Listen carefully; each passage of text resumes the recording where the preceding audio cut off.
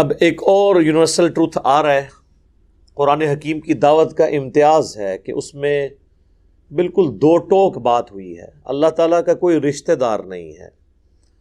اللہ تعالیٰ اپنے جو بنائے ہوئے ڈیوائن اصول ہیں ان کے اوپر بالکل کوئی ٹالرنس دینے کے لیے، کمپرومائز کرنے کے لیے تیار نہیں ہے. اللہ کے ساتھ کسی کی کوئی رشتہ داری نہیں ہے.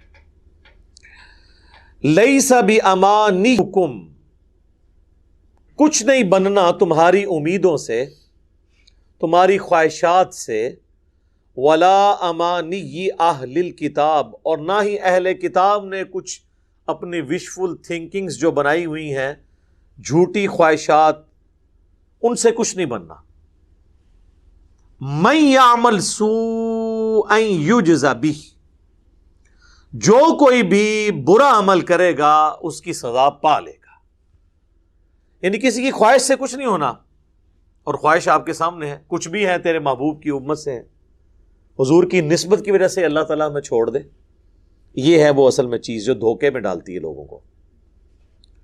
نسبت کام آئے گی بشرطے کہ اعمال بھی درست ہوئے، اور اگر اعمال درست نہ ہوئے تو صحیح مسلم میں واضح حدیث ہے، اللہ کے محبوب صلی اللہ علیہ وآلہ وسلم نے فرمایا، جس کو اس کے عمل نے پیچھے چھوڑ دیا، اس کا نسب، اس کی رشتہ داری، اس کا اعلیٰ خاندان کا ہونا اسے آگے نہیں لے کے جا سکتا. حتیٰ کہ اس کا کلائمیکس ہے بخاری اور مسلم دونوں میں. اللہ کے محبوب صلی اللہ علیہ وآلہ وسلم نے فرمایا، اے میری بیٹی فاطمہ، میرے مال سے جو تو نے لینا ہے لے لے، اگر اللہ کے حضور تو پکڑی گئی تو میں تیرے کچھ کام نہیں آؤں گا. اے اللہ کے نبی کی پھوپھی صفیہ، میرے مال سے جو کچھ لینا ہے لے لے، اگر اللہ نے پکڑ لیا تو میں تیرے کچھ کام نہیں آؤں گا. اے اللہ کے نبی کے چچا عباس بن عبد المطلب، میرے مال سے جو کچھ لینا ہے وہ لے لو، لیکن اللہ کے حضور تم پکڑے گئے تو میں تمہارے کچھ کام نہیں آؤں گا. اب مجھے بتائیں اس سے زیادہ کھول کے کیا بیان کیا جا سکتا تھا؟ لیکن ہم لوگ اپنی وشفل تھنکنگز میں کہ ٹھیک ہے جی ہماری نسبت ہے، ہمیں بچا لے گی.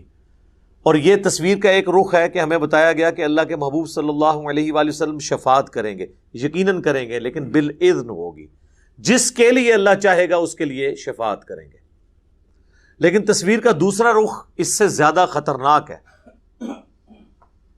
اور وہ ہے سورۃ الفرقان کی آیت نمبر 30. وقال الرسول یا رب ان قوم اتخذوا هذا القرآن مہجورا. اللہ کے نبی شکایت کریں گے قیامت کے دن، اے اللہ میری قوم نے قرآن کو پیٹھ کے پیچھے ڈال دیا تھا. تو جو قرآن کو چھوڑے گا اللہ کے نبی علیہ السلام اس کے خلاف شکایت کریں گے. صحیح مسلم میں ہی حدیث ہے، القرآن حجت لک او علیک، قرآن یا قیامت کے دن تیرے حق میں حجت ہوگا یا تیرے خلاف حجت بنے گا. جو اس کے مطابق چلیں گے ان کے حق میں حجت، جو خلاف چلیں گے ان کے خلاف حجت. حتیٰ کہ بخاری اور مسلم دونوں میں حدیث ہے، جب میں آخری دفعہ جاؤں گا جہنم کی طرف اپنے امتیوں کو اللہ کے اذن سے نکالنے کے لیے، تو مجھے داروغہ جہنم سیدنا مالک علیہ السلام کہیں گے کہ اے اللہ کے نبی، اب آپ کا کوئی امتی بھی جہنم میں نہیں ہے سوائے اس کے کہ جسے قرآن نے روک لیا ہے، اور وہ جنت میں نہیں جائے گا جسے قرآن نے روک لیا. اور قرآن نے کس کو روک لیا؟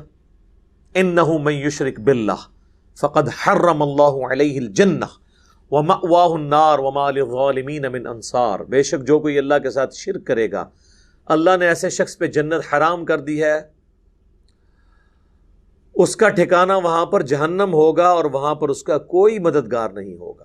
حتیٰ کہ بخاری اور مسلم دونوں میں حدیث ہے، اللہ کے محبوب صلی اللہ علیہ وآلہ وسلم نے فرمایا، اللہ تعالیٰ نے ہر نبی کو ایک مقبول دعا دی تھی جو اس نے اس دنیا میں ہی کر لی، اور میں نے اپنی دعا اپنی امت کے لیے سنبھال کے رکھ دی ہے.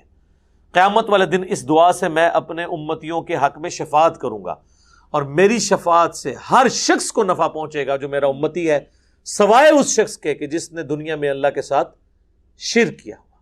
شرک is the most sensitive issue in the sight of Allah. Allah کی نگاہ میں سب سے زیادہ حساس معاملہ شرک کا ہے. تو جس نے برے اعمال کیے وہ کرتوت کا انجام دیکھ لے گا.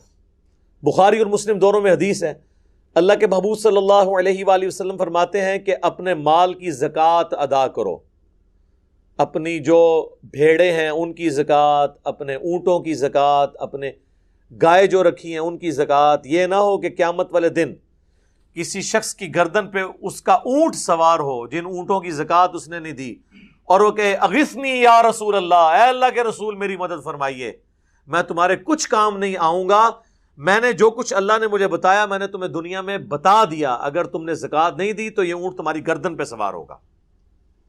یہ نہ ہو کہ تم میں سے کوئی شخص قیامت کے دن اس حال میں آئے اس کی گردن کے اوپر اس کی گائے سوار ہو، ان گایوں کی جن کی زکوٰۃ نہیں دی ہوئی، اور وہ چیختا ہوا کہ اغثنی یا رسول اللہ، اے اللہ کے رسول میری مدد فرمائیے، میں تمہارے کچھ کام نہیں آؤں گا، میں نے اللہ کا پیغام دنیا میں تمہیں پہنچا دیا تھا۔ یہ نہ ہو کہ تمہاری گردن پہ بکریاں اور بھیڑیں سوار ہوں جن کی تم نے زکوٰۃ ادا نہیں کی، اور تم کو اغثنی یا رسول اللہ، اے اللہ کے رسول ہماری مدد فرمائیے۔ یہ ہم بچپن میں جناب یہ بیج لگایا کرتے تھے، وہ انجمن طلباء اسلام ہوتی تھی نا بریلوی مکتبہ فکر کی ایک سمجھ لیں اسٹوڈنٹ ونگ، جس طرح جماعت اسلامی کی ہے نا جمعیت طلباء، اسی طریقے سے مسلم لیگ کی MSF ہے، پیپلز پارٹی کی PSF ہے، اور تحریک انصاف کی ISF ہے۔ اس طرح بریلویوں کی ایک جماعت ہوتی تھی ATI، آج بھی جو اسلامی یونیورسٹی بھاولپور ہے اس میں ان کا زور ہے، باقی آلموسٹ، تو انہوں نے وہ بیج بنائے ہوتے تھے اغثنی یا رسول اللہ۔ اس وقت تو ہمیں یہ پتہ ہی نہیں تھا کہ یہ نعرہ جہاں سے لیا گیا ہے یہ تو کسی اور معنی میں آیا ہوا ہے، اس کے آگے لکھا ہونا چاہیے کہ اغثنی یا رسول اللہ ہم کہیں گے لیکن رسول اللہ ہمارے کچھ کام نہیں آئیں گے، کیونکہ انہوں نے دنیا میں ہمیں بتا دیا تھا کہ کیسے چلنا ہے۔ اور وہ بیج اس لیے لگواتے تھے کہ جو مرضی کریں اللہ کے نبی ہمارے کام آ جائیں گے۔ وہی بات جو ہم کہتے ہیں جو کچھ بھی ہیں تیرے محبوب کی امت سے ہیں، چور ہیں، ٹھگ ہیں، فراڈیے ہیں، حرام خور ہیں، بے نمازی ہیں، ہم نے تو صحیح نہیں بننا ہے، اللہ اسی طریقے سے ہمیں قبول کر لے، جو کچھ بھی ہیں تیرے محبوب کی امت سے۔ اور میں کہتا ہوں کہ اگر دنیا میں مورل لاز ایکٹیو ہوتے نا، اسی وقت آ کے سر کے اوپر جوتی پڑتی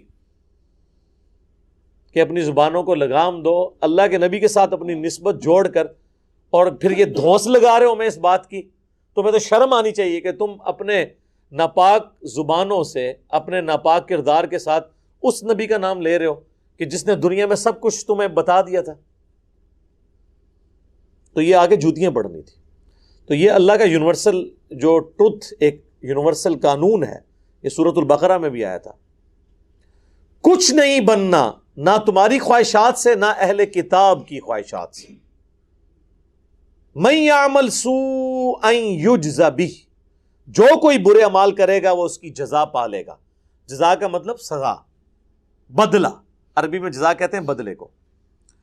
ولا یجد لہ من دون اللہ ولیا ولا نصیرا، اور نہ قیامت والے دن اللہ کے سوا کوئی اپنا دوست پائے گا اور نہ ہی مددگار۔ اب اللہ تعالیٰ واضح کہہ رہا ہے، لہذا پیغمبروں نے بھی جو شفاعت کرنی ہے وہ اللہ کے اذن سے کرنی ہے، اگر اللہ اذن نہیں دے گا تو نہیں شفاعت ہوگی۔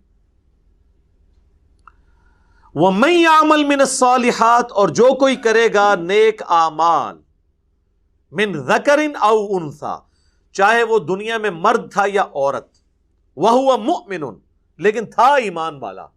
صرف نیک اعمال سے کچھ نہیں بننا۔ لوگ کہتے ہیں مدر ٹریسا نے اتنی خدمت کی، بھئی اللہ تعالیٰ کو اس کی اس خدمت سے کوئی غرض نہیں اگر اس نے اللہ کو نہیں پہچانا۔ اللہ کے لیے تو سب سے سینسٹیو چیز توحید تھی۔ ہاں توحید سلامت ہے، عقید آخرت درست ہے، ختم نبوت کا عقیدہ درست ہے، پھر اعمال ظاہر ہے کہ فائدہ مند ہوں گے۔ تو اللہ تعالیٰ ہمارا ہے ہوا وہ مومن فَأُولَئِكَ يَدْخُلُونَ الْجَنَّةَ، تو ایسے لوگ پھر جنت میں داخل کیے جائیں گے۔ وَلَا يُظْلَمُونَ نَقِيرًا، اور ان کے اوپر ظلم نہیں ہوگا ایک تل کے برابر۔ فَمَن يَعْمَلْ مِثْقَالَ ذَرَّةٍ خَيْرًا يَرَهُ وَمَن يَعْمَلْ مِثْقَالَ ذَرَّةٍ شَرًّا يَرَهُ، جس نے ذرے کے برابر بھی نیکی کی وہ اس کا اجر پا لے گا، اور اس نے ذرے کے برابر بھی گناہ کیا تو اس کی سزا بھی بھگتے گا۔ اچھا یہاں پہ لوگ کہتے ہیں اللہ تعالیٰ چاہے تو چھوٹی سی بات پہ بخش دے۔ آج تک آپ ان لوگوں سے یہ نہیں سنیں گے کہ اللہ تعالیٰ چاہے تو چھوٹی سی بات پہ پکڑ لے۔ اللہ تو دونوں چیزوں کی بات کر رہا ہے، تو یہ آدھا دین کیوں پیش کیا جا رہا ہے؟ وہ جی بخاری مسلم میں حدیث ہے، ایک بدکار عورت تھی، اس نے اپنے موزے میں ایک پیاسے کتے کو پانی پلایا، اللہ تعالیٰ نے اسی وجہ سے اس کو بخش دیا، کنویں سے نکال کے وہ چمڑے کے موزے میں۔ تو اللہ تعالیٰ چاہے تو چھوٹی سی بات پہ بھی بخش دے۔ اس حدیث کے بتانے کا مقصد کیا نبی علیہ السلام کا یہ تھا کہ زنا عام کیا جائے اور اس کے بعد موزے میں پانی پلا دیا جائے؟ اس کا مقصد یہ تھا کہ اللہ کی رحمت سے نا امید نہیں ہونا، اپنی کوشش کرنی ہے۔ اور نبی علیہ السلام نے اسے بیلنس کیسے کیا کہ بخاری مسلم دونوں میں حدیث ہے کہ ایک بڑی نیک عورت تھی، اس نے ایک بلی کو قید کر دیا اور وہ بھوکی پیاسی مر گئی۔ نبی علیہ السلام نے فرمایا وہ اپنے اس ایک عمل کی وجہ سے جہنم میں، نیک ہونے کے باوجود۔ تو چھوٹی سی بات پہ اللہ تعالیٰ پکڑ بھی لیتا ہے، لہٰذا خوف اور امید اس کے درمیان زندگی گزارنی ہے، بے فکر نہیں ہونا۔